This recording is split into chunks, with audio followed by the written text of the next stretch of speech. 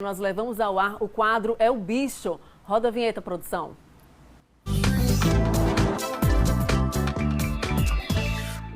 Olha, desde a década de 80, nos Estados Unidos e Europa, existe a castração pediátrica na população animal. Aqui no Brasil, por causa das características culturais e medo de protocolos anestésicos, a castração só ocorre nos animais a partir do 24º mês.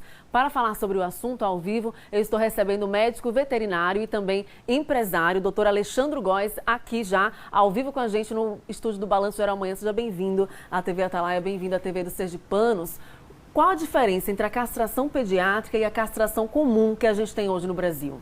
O grande problema da castração um pouco mais tardia é o aparecimento pode acontecer doenças, como, por exemplo, e também gestação indesejada, a presença de doenças como tumores de mama, em cadelas, em cães, problema também de hipertrofia prostática nos cães. Então, quanto mais cedo a gente castrar esse animal, de preferência a gente castrá-lo antes do primeiro cio, menos probabilidade de desenvolver essas doenças, além de a gente também se preocupar com o controle populacional, transmissão de zoonoses, doenças transmitidas dos animais para nós, porque se a gente atrasa muito essa castração, além dos problemas de saúde para o pet, a gente vai ter problemas também de, às vezes, reprodução indesejada, muitos animais abandonados nas ruas das cidades do Brasil, isso gerando acidentes de trânsito, causando dano tanto para a pessoa do carro, às vezes desvia de um cão na rua, bate, só se machuca, atropela o animal também se machuca,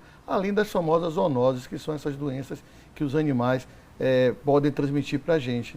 Uhum. No caso da castração animal pediátrica em cachorrinhas, por exemplo, traz vários benefícios, como, por exemplo, a probabilidade de desenvolver câncer de mama em uma cachorrinha que é feita a castração pediátrica é de 0,5% apenas. Exatamente. Quando você castra a cadela, né, no caso, antes do primeiro cio, né, e a castração pediátrica contempla isso, você diminui muito a probabilidade do desenvolvimento de tumores. Em até 0,005%. 0,05% antes do primeiro cio. Uhum. Quando essa cadela é castrada depois do primeiro cio, a probabilidade já vai para, se não me engano, 16%. Não é isso? 16%. Então, assim, e se você deixa para castrar após o segundo cio, essa porcentagem aumenta mais ainda. Isso eu estou falando em cadela.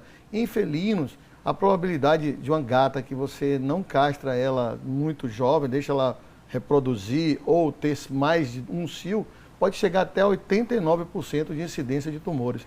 Então, assim, é muito importante a gente se conscientizar da importância da castração e, de preferência, a pediátrica. Né? Quanto mais cedo o animal é castrado, obviamente ele fica menos propício às doenças. Menos propício a desenvolver doenças, isso com certeza absoluta, com os dados que eu estou te passando, são dados de associações médicas veterinárias dos Estados Unidos e estudos feitos há décadas lá.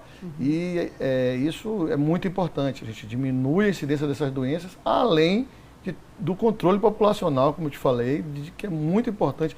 A gente sabe aqui no Brasil e aqui em Aracaju a quantidade de animais de rua que a gente tem. E esses animais de rua são...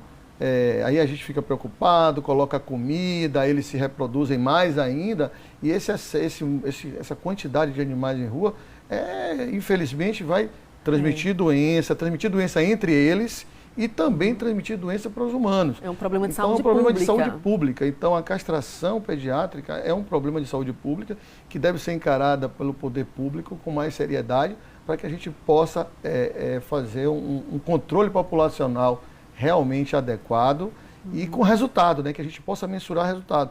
Porque se você parar para ver, Tamires, a gente ouve falar de campanha de castração de animais há décadas e o número de animais na rua continua o mesmo ou maior. Exatamente por não ter um planejamento adequado, e ter técnicas adequadas. Uma política pública adequada e frequente da castração. Outra coisa, para a gente desmistificar também essa coisa, essa cultura da castração após a 24ª semana e 1 ano de idade, aquela coisa, eu quero deixar meu cãozinho ter um filhinho, eu quero esperar minha cadela ter um neném. Porque às vezes, a ninhada da maioria das vezes não é um cão só. Então nasce 4, 5, 6 e a pessoa não vai ficar com 5, 6 animais. Às vezes ela consegue adotar, alguém adota, tal. Às vezes você não tem para quem adotar, esses animais acabam indo para a rua. E proliferando doença. Então a gente precisa ter um planejamento de instituição da castração pediátrica. E o que é que a gente precisa fazer? Treinar os jovens veterinários das universidades com essas técnicas. Existem técnicas muito interessantes de castração animal muito jovem, então a gente levar isso para os estudantes de medicina veterinária, para os veterinários já formados, trazer essas técnicas novas, técnicas novas de castração, para que a gente possa diminuir esse problema do controle populacional, né? E conseguir também minimizar as zoonoses. A gente está numa cidade litorânea, então a gente tem aqui algumas zoonoses importantes, como a leishmaniose, uma doença muito grave, que não tem cura nos animais, e em humanos também. O diagnóstico, na maioria das vezes, é muito tardio e leva a óbito as pessoas. Temos também a dirofilariose, que é outra também, uma doença também que a gente também tem uma incidência muito alta aqui no nosso município, e que também tem uma característica zoonótica. Então, assim, a gente precisa melhorar essa política pública, instalar realmente uma política pública com planejamento, com a castração pediátrica, para que a gente possa ter cães saudáveis, com um controle populacional adequado, para a gente ter uma cidade realmente do futuro. E não existe cidade do futuro sem se preocupar com a qualidade de vida geral, né? A gente fala muito em saúde única, né? É verdade. Que é meio ambiente, animais e ser humano. Se esse tripé não estiver equilibrado, a gente não tem saúde única. É verdade. É preciso, então, que o poder público se conscientize e haja uma política mais sólida, uma política pública mais sólida para resolver esse problema do crescimento da população animal. A castração que ocorre, por exemplo, nos bairros, aquelas ações esporádicas, essas ações não são suficientes, até porque os animais que estão nas ruas, muitas vezes não se tem o controle, não tem mesmo até um tutor para levar para essa castração, e são os animais em situação de rua que mais se desenvolvem e procriam. E bacana você falar nisso, que, por exemplo, a gente também apoia bastante campanhas de adoção de animais, e adotar um animal mais velho é muito mais complexo. Você adotar uma campanha, uma feira de adoção, uma campanha de adoção com animais adultos, essa adoção de animais adultos é mais complicada. E a gente precisa fazer a castração pediátrica, sim, mas tem que ter um processo. E esses animais castrados, a gente vai colocá-los para adoção. É muito mais fácil você adotar um animal jovem, já castrado, do que você pegar um animal adulto para adoção. E quando você castra adulto também, ou mais velho, a probabilidade dele já ter reproduzido, a probabilidade dela vir a desenvolver doenças, não só a fêmea como o macho. Existe também, no caso de felino, engraçado, quando você castra o felino novo, tal, melhora também, ele fica mais dócil. Mais dócil, menos arisco. Menos arisco. Então, assim, tem esse lado também do comportamento que a gente tem que avaliar também com relação à castração precoce, pediátrica, né? Na verdade é melhor falar pediátrica, e precoce pode levar ao entendimento equivocado, mas assim, e existe muita polêmica sobre a castração pediátrica vai causar problema no animal, a cadela vai se desenvolver menos, vai crescer menos. Olha, os estudos feitos nos Estados Unidos e na Europa há mais de 20, 30 anos, a casuística de problemas originado pela castração pediátrica é baixíssimo, baixíssimo. Então o custo-benefício dessa castração é salutar, é válido, é pertinente. Então a gente aproveitar a audiência do Balanço Geral, agradecer a Tamires pelo convite, a TV Atalaia, porque é um momento da gente levar informação e tentar gerar conscientização na sociedade com relação a essa preocupação da castração pediátrica, e os gestores municipais, não só da capital como do interior, que estejam assistindo, ou os seus secretários, que se preocupem um pouco mais com essa causa, porque pense na saúde pública, né? A gente acabou de passar agora por uma zoonose, a Covid, né? Que a gente acredita que tenha vindo lá dos animais, e a gente viu o que isso causou de prejuízo para toda a população mundial. Então ali serviu de alerta para que a gente enxergue a medicina veterinária, e também o cuidado com os animais tem que ser bastante sério e planejado. Saúde única, animais, seres humanos e meio ambiente.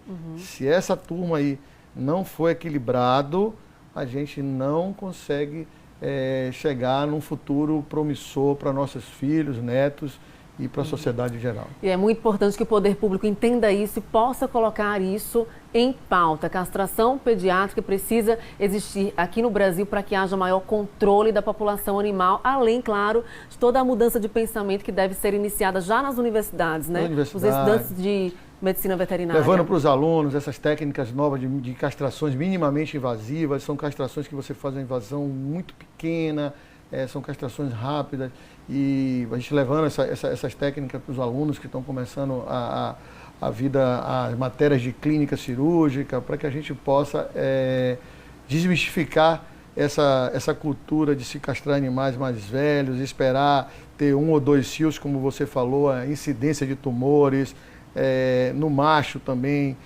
não é só na fêmea, os machos também costumam desenvolver hipertrofia de próstata, as fêmeas, pseudociese, que é ela mimetiza uma gravidez, aquilo tudo ali é por problemas hormonais, que com a castração, gravidez psicológica a gravidez psicológica, e com a castração a gente minimiza, a gente controla. Outra coisa, a gente tem uma doença também muito comum, que é a sarna demodésica, que quando a gente castra, a gente também equilibra ela, né? A gente consegue equilibrá-la. A própria diabetes também, a castração ajuda. Então, assim, é muito importante. Quando vocês forem ao médico veterinário de vocês, de confiança, troquem uma ideia sobre a castração, procure saber os prós e os contras. A gente está falando aqui da importância dela, e se organizem para castrar seus animais, para a gente poder ter uma sociedade mais equilibrada. E esse serviço de castração deve ser oferecido da maneira mais fácil possível. A população não deveria ter dificuldade para castrar o seu bichinho. Deve ser uma ação promovida de forma fácil, frequente e sem custo para a população. E planejada. E hoje a gente tem no Brasil inteiro vários modelos, né? Vários cases aí de castração feita através de castramóveis, como na Bahia, em São Paulo também, algumas universidades. Algumas clínicas particulares também fazem ação de castração a custos populares. Eu acredito que a castração é um papel do setor público. Acho que seria importante realmente o poder público trabalhar isso em parceria com os veterinários, com as clínicas particulares e com as universidades que nós temos instaladas aqui no estado, para que a gente possa melhorar essa situação. Verdade. É urgente que o poder público adote essa política da castração pediátrica para o controle da população animal. Muito obrigada, doutor Alexandre Góes, pela participação aqui no nosso Balanço Geral com essas informações importantes. Obrigado, Tamires, a você. Obrigado à TV Atalaia, aos espectadores. Espero que a gente possa ter levado uma informação pertinente e estamos às ordens a qualquer momento para trocar mais ideias e fazermos também, quem sabe, uma mesa redonda sobre o tema, com o apoio da TV Atalaia, para que a gente possa discutir esses temas e outros de importância no setor veterinário do estado de Sergipe e do Brasil. É isso aí, muito obrigada e bom dia, bom feriado.